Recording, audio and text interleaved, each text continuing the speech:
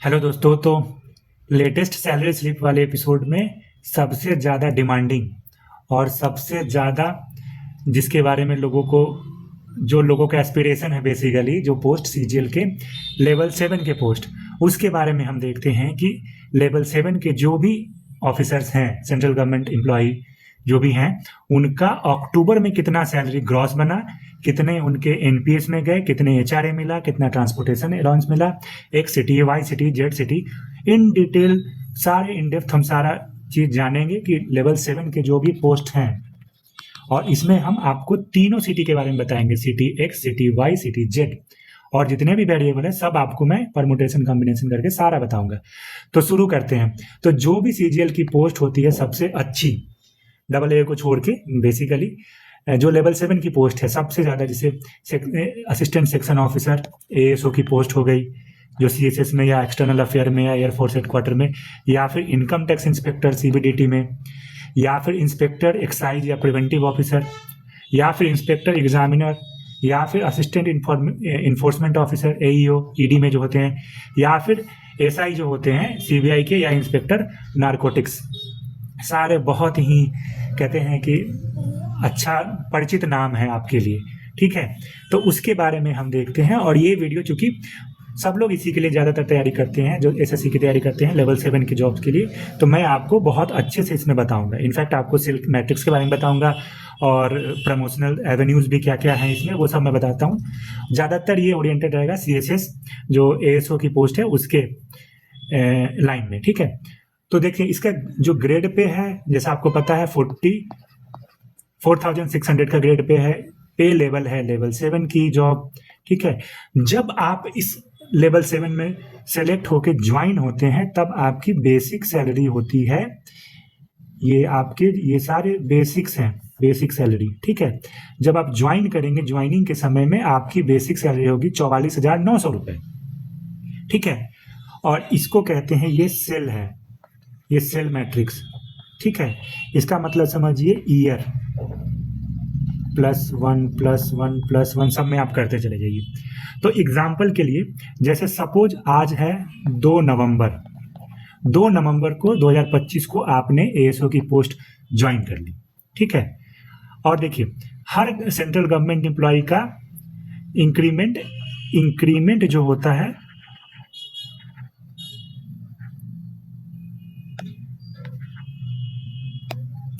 Increment साल में 2 बार लगता है। मतलब बेसिक सबका नहीं लगता, सेंट्रल गवर्नमेंट एम्प्लॉय का ये जो इंक्रीमेंट का प्रोविजन है 2 बार का है, और आपको जो इंक्रीमेंट मिलेगा वो 1 बार मिलेगा, ठीक है। हर साल 1 बार, हर साल, without any if and but, मतलब सस्पेंशन और ये सब को, वो सबको छोड़ के, बहुत सारी चीज़ों को छोड़ के, सस्पेंशन में भी मिलता है बट उसमें अलग फैक्ट होता है। लेकिन अगर आप सर्विस में कंटिन्यू कर रहे हैं तो आपको हर साल 1 इंक्रीमेंट मिलेगा। तो सपोज जब आपने आज ज्वाइन किया तो फर्स्ट इंक्रीमेंट का जो प्रोविजन है, फर्स्ट इंक्रीमेंट का प्रोविजन क्या है कि 6 महीने से ज़्यादा आपकी सर्विस के, 6 महीने के सर्विस के बाद जो पहला डेट हो गया, फर्स्ट डेट, और 2 बार ये कब लगता है, एक लगता है 1 जनवरी को और एक लगता है 1 जुलाई को, ठीक है। तो आज आपने 2 नवंबर को ज्वाइन कर लिया, तो 6 महीने आपके कंप्लीट कब होंगे, जून में होंगे, ठीक है। तो जून के बाद जो पहला जो इंक्रीमेंट का क्रूशियल डेट इसको कहते हैं वो आएगा, उस दिन आपकी इंक्रीमेंट लग जाएगी। तो जून के बाद पहला इंक्रीमेंट का क्या आता है, जनवरी आता है या जुलाई आता है, जुलाई आता है। तो आपकी पहली जुलाई, बधाई हो, तकरीबन 7 महीने में ही लग गई, ठीक है। तो आपका जो फर्स्ट इंक्रीमेंट लगेगा वो जुलाई में लग जाएगा। आशा करते हैं आपको समझ में ये बात आ गई। मतलब आप जितना 1 जनवरी 1 जुलाई के नज़दीक रहेंगे उतना ही जल्दी आपका फर्स्ट इंक्रीमेंट लग जाएगा, ठीक है। तो जब आपने नवंबर में ज्वाइन किया तो आपकी फर्स्ट इंक्रीमेंट लग गई जुलाई में। तो 1 जुलाई के बाद आपकी जो बेसिक हो जाएगी वो 46,200 रुपये हो जाएगी, ठीक है। और उसके बाद ये आपके 2026 में फिर आपका सेकेंड जो इंक्रीमेंट लगेगा वो 1 जुलाई 2027 में, जो कि ये हो जाएगा। फिर थर्ड इंक्रीमेंट लगेगा सेम 2028 में, ये हो जाएगा, and so on and so forth. ठीक है, केस पहला केस ये हो गया। दूसरा केस आप मान के चलिए कि आपकी जो ज्वाइनिंग है वो अभी नहीं लगी, आपकी जो ज्वाइनिंग है वो जनवरी में लग गई किसी भी कारण से। सपोज आपकी जो ज्वाइनिंग है वो हो गई एग्जैक्टली यही मान लीजिए 2 जनवरी को। 2 जनवरी के 6 महीने बाद कौन सा डेट है, ये है 2 जुलाई। अब 2 जुलाई के इमीडिएट बाद कौन सा डेट है इंक्रीमेंट के क्रूशियल डेट का, जुलाई तो पार हो गया, तो ये आएगा 1 जनवरी 2027। तब आपकी जो अब जो आपकी इंक्रीमेंट पहली इंक्रीमेंट लगेगी और आपका जो बेसिक चेंज होगा, ये वाला बेसिक, वो 1 जनवरी 2027 को होगा। तो 2 महीने के अंतर के कारण देखिए 6 महीने का आपको पहला बार वो हो जाएगा, थोड़ा सा डिले हो जाएगा। ठीक है, तो ये होता है इंक्रीमेंट का कंसेप्ट। और एक बार जब भी आपका इंक्रीमेंट का डेट फिक्स हो गया, अगर आपका इंक्रीमेंट जनवरी में है तो अब हर साल आपका वही इंक्रीमेंट रहेगा। अगर आपका जुलाई में फिक्स हो गया तो हर साल आपकी जो सैलरी बढ़ेगी वो जुलाई में बढ़ेगी। ठीक है, तो ये आप समझ गए इंक्रीमेंट के उससे पर्सपेक्टिव से कि कैसे इंक्रीमेंट लगता है। होपफुली आपको ये बातें समझ में आ गई होगी। एक और इसमें कंसेप्ट आता है प्रमोशन का। प्रमोशन होने पे क्या होता है, तो प्रमोशन अब मान के चलिए, ठीक है, कि आपका जो प्रमोशन है, आपने एएसओ की पोस्ट ज्वाइन कर ली, आपका प्रमोशन डिले हो गया किसी कारण से, आपका प्रमोशन मान के चलिए 9 साल में होता है, 9th ईयर मतलब 9th इंक्रीमेंट के बाद। ठीक है, क्योंकि इसमें आपको डिपार्टमेंटल एग्जाम्स होते हैं, फिर उसके बाद अगर वो क्लियर कर देते तो मतलब कम समय में हो जाता है, और नहीं तो आपको 8-9 साल लग जाते हैं।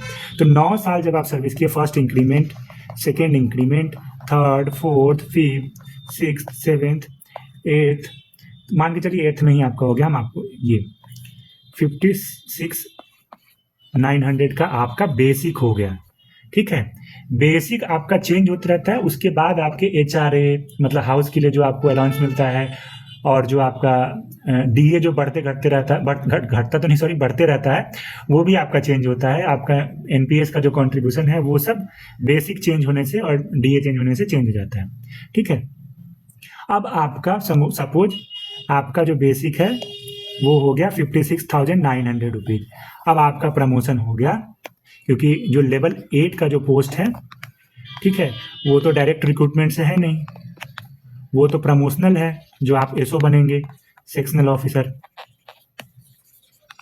ठीक है, तो तब आपको आपका जब प्रमोशन होगा तो क्या होता है, प्रमोशन के समय आपका अभी का जो बेसिक पे है वो देखा जाता है, और उसके एक बाद का इमीडिएट बाद कौन है, 56,900 के। अब हम इसमें देखेंगे, ये वाला जो कॉलम है इसमें हम देखेंगे कि कहाँ पे है 56,900 यहाँ पे मिल गया। ठीक है, तब जब आपकी प्रमोशन होगी तो ये 56,900 आपको नहीं मिलेगा। ठीक है, इसके बाद का जो इमीडिएट वाला है, ठीक है, उसके इमीडिएट आपका है 58,600, ये भी आपको नहीं मिलेगा। एक आपको सपोज प्रमोशनल बेनिफिट के तौर पे आपको सपोज कीजिए एक आपके बेसिक वो हो गए, फिर आपको उसके नेक्स्ट बाद वाला जो 60,400 है ये आपका बेसिक हो जाएगा एज ए सेक्शनल ऑफिसर। ठीक है, तो प्रमोशन के केस में क्या होता है, जो आपके एग्जिस्टिंग बेसिक पे है वो आपका नेक्स्ट जो प्रमोशनल लेवल है, मतलब चाहे वो नॉन फंक्शनल ही क्यों ना हो, उसमें आपका बेसिक देखा जाता है, और जो भी बेसिक है उसके इमीडिएट बाद के बाद वाला एक छोड़ के, तो यहाँ पे आपका ये हो जाएगा ये 60,400, आपके बेसिक 60,400 जब प्रमोशन होगा तो ऐसे के तौर पे। होपफुली ये समझ में आ गया। अगर आपके प्रमोशन नहीं होते तो ईयर ऑन ईयर आपको, ये 14 तक ही नहीं है, ये तो मैं ट्रिम किए हुए हूँ, ये और भी नीचे तक जब तक आपके प्रमोशन नहीं होगा तो हर साल आपका एक एक इंक्रीमेंट लगते रहेगा। अगर फर्स्ट इंक्रीमेंट आपके जुलाई में लगे हैं तो हर साल आपके जुलाई में ही लगेंगे, ये चेंज नहीं होगा। सब्सिक्वेंटली अगर फर्स्ट इंक्रीमेंट आपका जनवरी में लगा है तो वो हर साल जनवरी में ही लगेगा, वो चेंज नहीं होगा। होपफुली आपको ये चीज़ें समझ में आ गई होगी।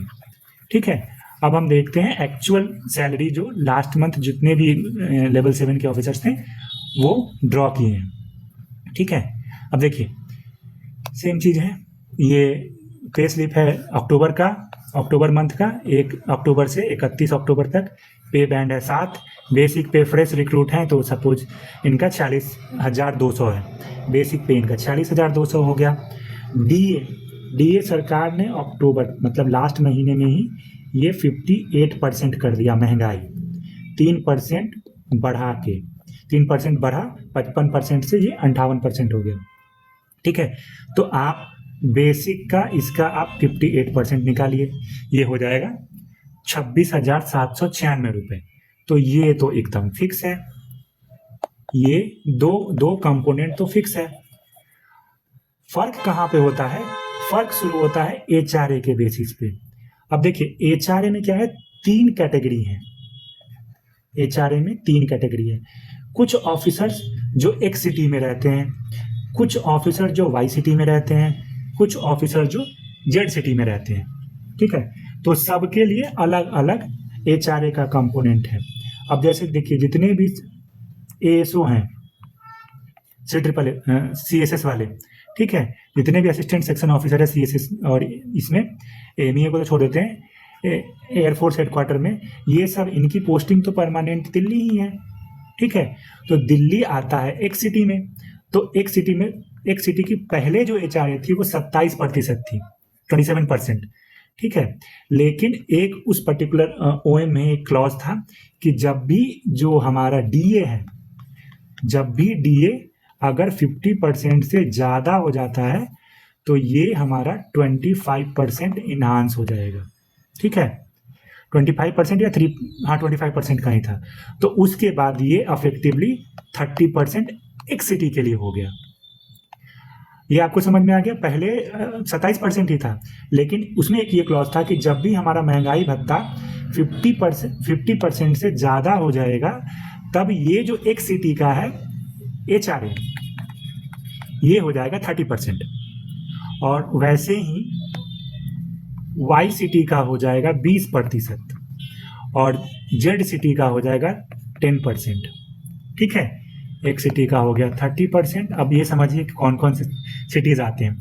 एक सिटी में बेसिकली आता है 7-8 सिटी, जैसे अहमदाबाद हो गया, जैसे बेंगलुरु हो गया, मेट्रोपॉलिटन तो सब देख लीजिए, दिल्ली हो गया, मुंबई हो गया, कोलकाता हो गया, ठीक है, हैदराबाद हो गया, पुणे हो गया, ये सारे एक सिटीज़ में आ गए। और उसके अलावा जितने भी स्टेट के कैपिटल हैं, जैसे रांची हो गया, पटना हो गया, ये सब वाई सिटी में आएंगे। और जो उसके अलावा जितने भी बच गए वो सब जेड सिटी में आएंगे। तो सपोज कि ये तो आपको समझ में आ गया, 3 कैटेगरी के वो होते हैं एचआरए। अब सपोज कीजिए अगर आप एएसओ हैं तब तो ठीक है, आपकी पोस्टिंग दिल्ली में है, तब आपकी जो सैलरी बनेगी वो 30% ऑफ बेसिक बनेगा।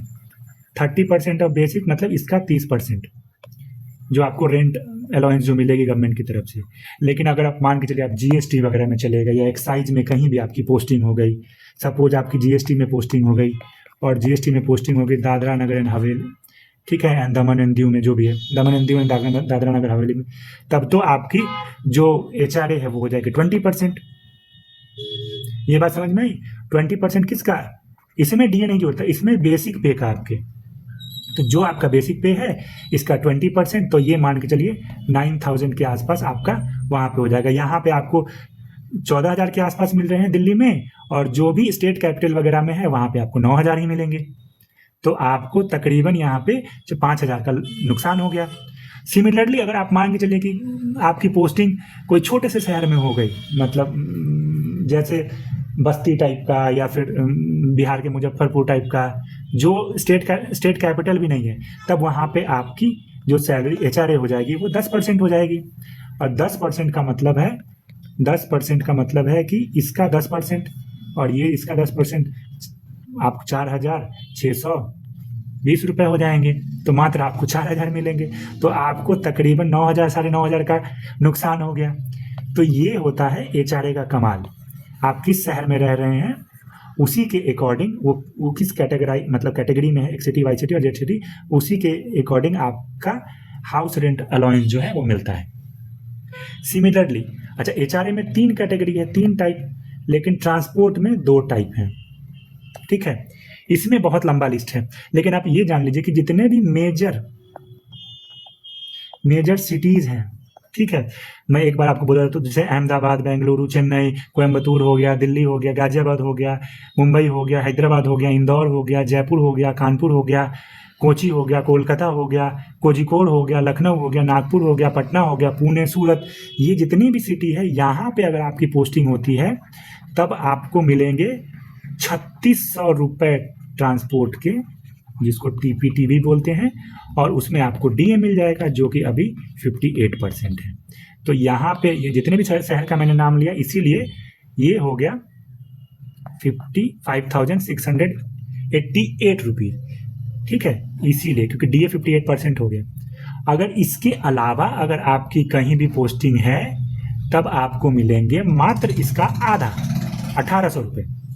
ठीक है, और ये आपको तकरीबन 2700 के आसपास हो जाएगा। हाँ अच्छी, ठीक है, 2700 रुपये के आसपास आपके ये हो जाएंगे। तो यहाँ भी आपको नुकसान है अगर आप एक सिटीज़ में नहीं रहते हैं तो होपफुली आपको ये नुआंस समझ में आ गया होगा, सैलरी जो भी कैलकुलेट होती है सेंट्रल गवर्नमेंट एम्प्लॉय की। तो यही सब ब्रॉडली फैक्टर है, लेकिन इसके अलावा तो सारी चीज़ें फिक्स हैं। जैसे ग्रुप इंश्योरेंस का जो पैसा है, ठीक है, 60 रुपये, वो सारे लेवल 7 ऑफिसर के लिए फिक्स है। आपका जो NPS में जो कंट्रीब्यूशन होगा ये भी फिक्स है, 10% है आपके बेसिक, और जो DA है सरकार का, तो ये अभी के हिसाब से 7,300 रुपये हो गए। और CGHS आपके 650 रुपये कटेंगे। CGHS में भी एक अंतर होता है, CGHS आप पे तभी एप्लीकेबल होगा जब आप CGHS वाले जो सिटीज़ हैं, मतलब कवर्ड सिटी, वहाँ पे है, नहीं तो आपको CGHS कार्ड भी नहीं मिलेगा अगर वैसे शहर में चले गए जहाँ पे वो सिटी में CGHS इम्पैनल्ड हॉस्पिटल्स नहीं है। ठीक है, तो ये आपको समझ में आ गई। सिमिलरली ये तो आपका कंट्रीब्यूशन हो गया। अब गवर्नमेंट भी आपको कितना कंट्रीब्यूट करेगी? 14%। किसका? आपके बेसिक का और जो भी DA है। तो ये तकरीबन आपको 14% और ये 26 और 46 कितना, 70, तो ये तकरीबन आप मान के चलिए 10,000 के आसपास आपका सरकार कंट्रीब्यूट कर रही है, गवर्नमेंट, और आपका कंट्रीब्यूशन 7,000 है। तो टोटल हर महीने पेंशन वाले खाते में आपका पैसा जो जमा होता है, अगर आप लेवल 7 के ऑफिसर हैं तो 17,000 के आसपास, अराउंड 17,000। समझ में आ गया? अब देखिए, अब ये सबको ऐड करके आपके टोटल जो सैलरी है, जो आपकी ग्रॉस सैलरी, टोटल सैलरी बनी, ग्रॉस सैलरी आपका 92,000 की, 92,500 बना, 92.5 थाउजेंड। उसमें से 8,000 आपके सोशल सिक्योरिटी के नाम पे डिडक्ट हो गए। ठीक है, तो अभी जो लास्ट लेवल 7 के ऑफिसर्स हैं, लास्ट मंथ में, मतलब 31 तारीख को उनके अकाउंट में, अच्छा इसमें एक चीज और देखिए, अगर अभी तो चूंकि 12 लाख का स्लैब हो गया, 12 लाख का वो एग्जेम्पशन, 12 लाख तक एग्जेम्पशन है, अदरवाइज इसमें आपको फिर नहीं तो इनकम टैक्स भी पर मंथ डिडक्ट होता है, जो भी एप्लीकेबल होता है, 5,000 4,000, तो यहाँ पे फिर वो इनकम टैक्स आपका जुड़ जाता है, तो सैलरी आपकी कम हो जाती। लेकिन चूंकि अभी ये देखेंगे आप तो 12 लाख के आसपास ही फॉल करता है, तो अभी इनकम टैक्स ये स्वेच्छा पे होता है। बहुत एम्प्लॉय क्या करते हैं, लास्ट में डिडक्ट करवाते हैं, लास्ट के 3 महीने में, बहुत शुरू से ही हर महीने इक्विवेलेंटली वो डिडक्ट करवाते हैं। तो ये जो सैलरी स्लिप है इसमें एम्प्लॉय डिडक्ट नहीं करवा रहा है। ठीक है, और वैसे भी अभी के हिसाब से तो 12 लाख से अंदर ही आ रहा है सैलरी। तो अभी जो सैलरी 31 अक्टूबर को जो सैलरी क्रेडिट हुई है वो 84,000 के आसपास लेवल 7 के ऑफिसर की हुई है, वो भी एक सिटी में। आशा करते हैं आपको ये समझ में आएगा। अच्छा, ये हो गया। उसके अलावा अगर आप देखेंगे तो जो 10,000 के आसपास गवर्नमेंट की जो कंट्रीब्यूशन थी 10,000 के आसपास, उसको अगर आप ग्रॉस में, क्योंकि ग्रॉस में तो जोड़ नहीं रहा है, सरकार इंडिपेंडेंटली कंट्रीब्यूट कर रही है, तो ऑल टुगेदर ये जो हो जाएगा 1,00,000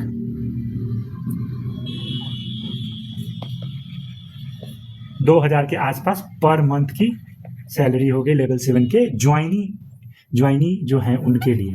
और जैसे जैसे ये पुराना होते जाएंगे साल दर साल इंक्रीमेंट लगेगा तो इनकी सैलरी बढ़ेगी। ये मैं आपको बताया हूँ 7th पे कमीशन का। कमीशन के बेसिस पे जो लेवल 7 के ऑफिसर हैं उनकी सैलरी 1.02 लाख है पर मंथ। ठीक है, अब आप समझ गए होंगे। और इसमें जो जो ऑफिसर हैं सेंट्रल गवर्नमेंट के वो है assistant section officer, inspector income tax में, इंस्पेक्टर जीएसटी में, इंस्पेक्टर एग्जामिनर एईओ ईडी में, सब इंस्पेक्टर सीबीआई में, इंस्पेक्टर नारकोटिक्स में। तो ये सारे ऑफिसर इसमें कवर होते हैं। वीडियो लंबा हो गया लेकिन आपको होपफुली समझ में आ गया होगा कि क्या क्या वेरिएबल्स हैं जिससे सैलरी डिफर हो जाती है लेवल 7 के ऑफिसर का। ठीक है, तो एज रिसेंट एज नवंबर में 2 November I am making this video. Salary credit हुई है 31 अक्टूबर को। 2 दिनों में मैं आपको लेटेस्ट पे स्लिप पे आपको सैलरी के जितने भी नुआंसेज है वो मैंने समझा दिया। होपफुली आप समझ गए होंगे। और ये सब चीज़ देख के आप अगर गवर्नमेंट सर्विस में हैं तो वेल एंड गुड। अगर आप एस्पिरेंट है, तैयारी कर रहे हैं, तो आपको और भी अच्छे से लग जाना चाहिए तैयारी में इफेक्टिवली। क्योंकि आप देखेंगे तो 1 लाख अगर पर मंथ में भी है तो you are losing 3.3 thousand rupees per day. आपका इफेक्टिव लॉस हो रहा है हर दिन 3,300 रुपये के आसपास। ठीक है, तो जितना जल्दी आप जॉब लेंगे उतना आपके लिए बेनिफिशियल है। तो थैंक यू सो मच।